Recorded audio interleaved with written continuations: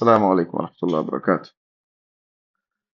مذهب Maliki பார்த்தோம், Hanbali பார்த்தோம். Going back to bits and pieces of significant Maliki subjects. எங்களுக்கு அன்றைக்கு I came across ஒரு கம்யூனிட்டி ஒரு குரூப் ஒன்ல கன்வர்சேஷன் ஒருத்தர் சொல்றாரு, புகாரியோ முஸ்லிம்லையோ வார ஹதீஸ் உண்ட நிராகரிச்சா இல்லாட்டி அதை ரிஜெக்ட் பண்ணா கொஸ்டின் பண்ணா வழிகேட்டில் போயிட்டாங்க, இது அவுட் ஆஃப் இஸ்லாம். அது என்ன சஹீஹ் அல் புகாரி சஹீஹ் முஸ்லிம். எங்களோட பெரும்பாலான மக்களுக்கு மெஜாரிட்டி அவங்களுக்கு கேள்விப்பட்டு மிதிக்க மாட்டாங்க, தெரியாது.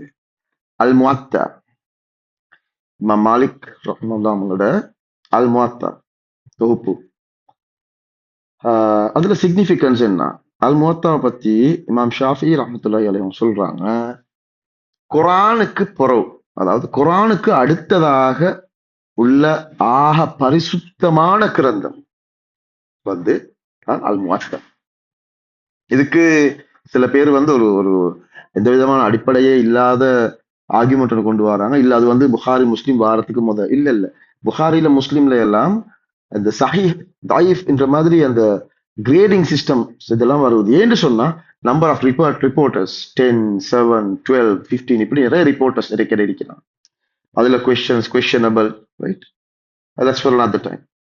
அல் முஅத்தால வந்து the chain does not consist more than 3 reporters.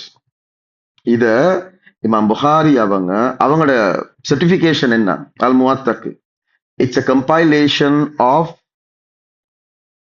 hadith of the sunnah of Rasulullah sallallahu alaihi wasallam which consists of golden chain, page after page after page.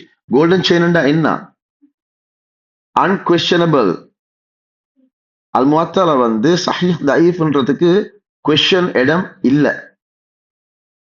சரியா? இப்ப தெரியாதவங்க கொஞ்சம் தேடி பாருங்க அல் முஅத்தா என்ன.